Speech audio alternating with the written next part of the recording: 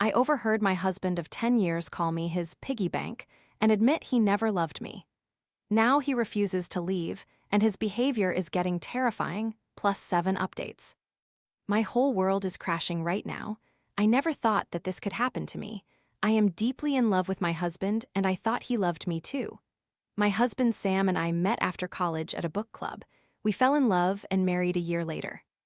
I honestly thought that my life was a dream come true.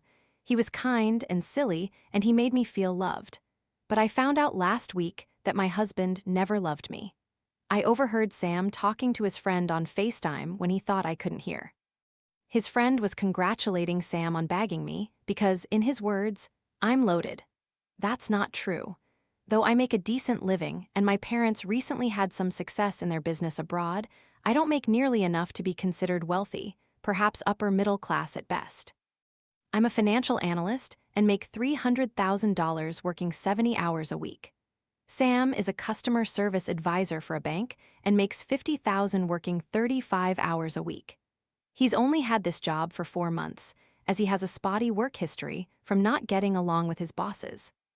Sam then said that all his planning paid off and he'd live the easy life. His friend added that he couldn't imagine being married to me, waking up to my face.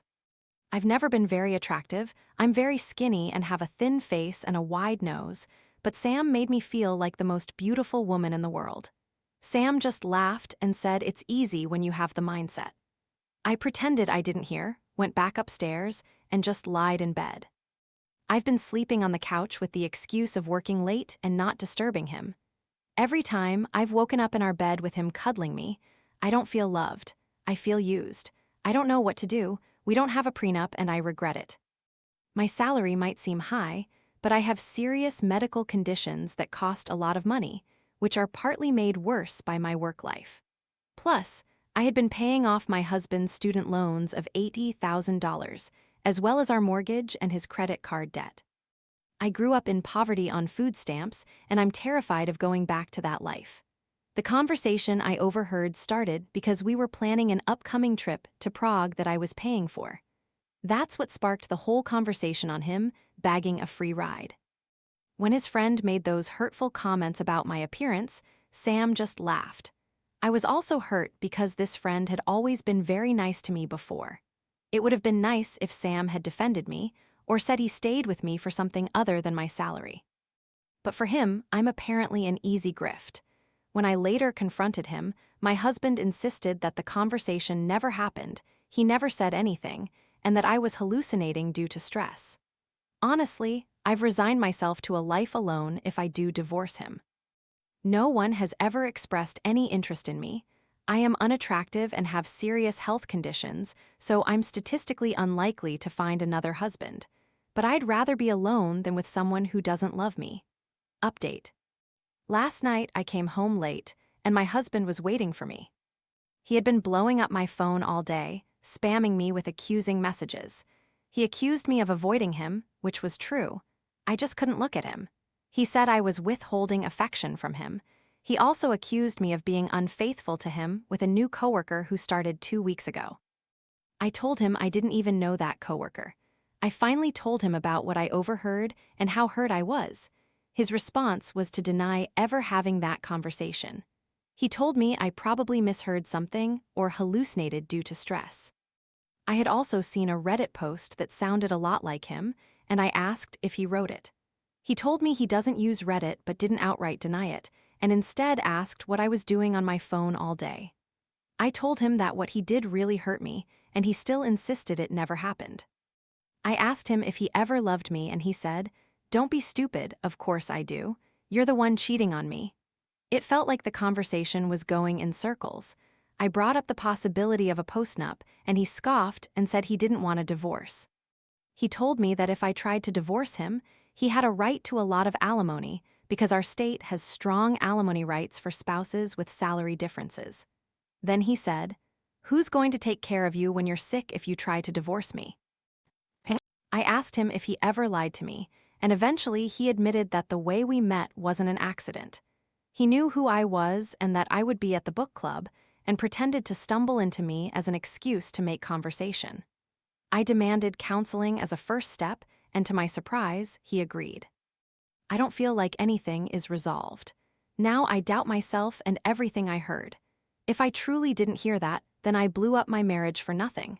If he did say that and he's capable of lying for 10 years, then why would I stay with him? Update. We've had a few short, but devastating conversations since then. Based on Reddit advice, I tried to get evidence that he was with me for my money.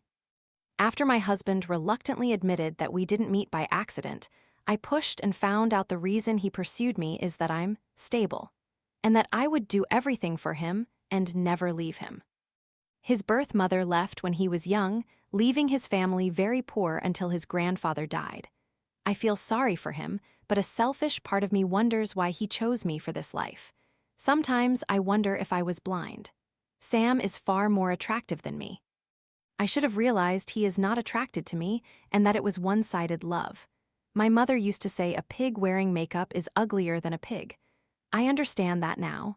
My love language is touch. I constantly like to hug him or hold his hand. Knowing that he only tolerates my touch horrifies me. I don't want to be the source of someone's discomfort. I am also ashamed of being so vulnerable, knowing that he hates who I am and the way I look.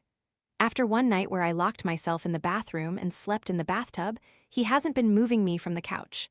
I cried a lot at work. I passed out one day, and when I woke up, my boss angrily told me to go home. I tried to drive, but I still felt woozy, so I parked my car and fell asleep. I was woken by a police officer who gave me a warning for sleeping in a car, as it's apparently a red flag for driving under the influence. When I finally got home, Sam was furious. He had somehow known I was sent home early and demanded to know who I was with. Sam has been sweet to me since. He's been making sure I rest, making all our meals, and doing the chores. My work has demanded that I take at least 2 more weeks of sick leave, but they are also making me do work from home and implied my performance bonus will be impacted. If I divorce my husband, my parents will cut me off from our family. They will not let me see my grandparents ever, who are in very delicate health. I will not have any support. In a feverish state, I once offered to give him all of my savings and pay alimony for life if he filed for divorce, and he told me to shut up and sleep. I don't know what to do. Update. My husband Sam and I agreed to marriage counseling. Before our first session, we had to fill out several forms. One question asked about any diagnoses we had. My husband revealed that he had been diagnosed with borderline personality disorder and relationship obsessive-compulsive disorder 2 years ago. I knew he went to a psychiatrist, but he told me they found nothing wrong with him. I was shocked. When I asked why he would hide this, he said that it was his medical history and I couldn't leave him for something not under his control. Sam is not in therapy. Obviously, I would have supported him and got him the help he needed. Ever since this came out, Sam has been saying that if I divorce him, I'm abandoning him and that it would be proof I never loved him. That's not true. I do love him. If I divorce him and pay alimony, he'll find someone he's actually in love with. We'd both be happy. Sam said he wants life to go back to normal before all this happened and we were happy, but I don't understand why he would want to continue to live a lie.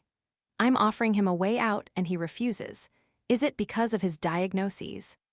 It's hard to talk about counseling or divorce without him breaking down. I can't bear to see him cry. Update. I bought a glass jar of homemade fruit preserve at a farmer's market from a nice older lady named Mary. She gives me a discount if I bring back the empty jar. I thought my husband would like a new flavor I got for him, but he was upset that I got him a gift, so he threw it on the ground, and it shattered. He was apologetic afterwards, but he said the gift was a reminder that no one will love him like I do.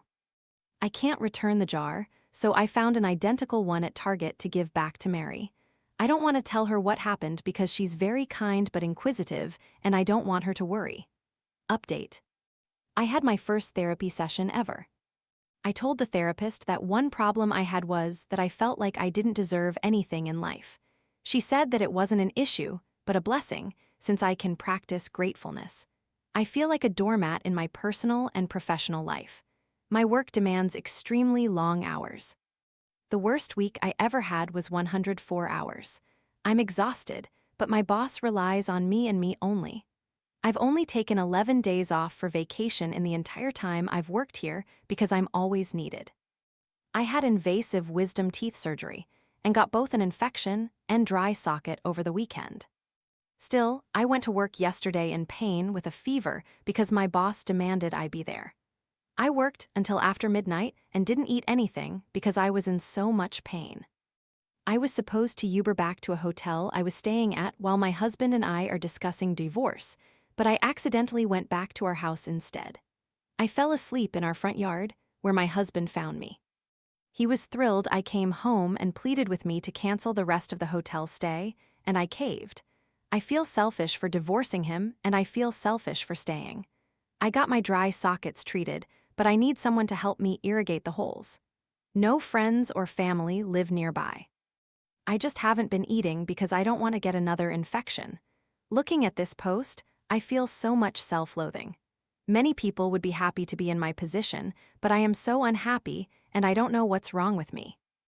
Update. My husband Sam and I have access to each other's phones and computers. Today, he left his laptop open to his messages, and I saw my name in a message alert from his friend who does not like me. I read more of the chat. A few days ago, Sam was arguing with his father on the phone. He was angrier than usual and waving his arms around. When I walked behind him, his fist accidentally hit my jaw. He apologized immediately. Because of this and a couple of recent minor surgeries, I don't look great.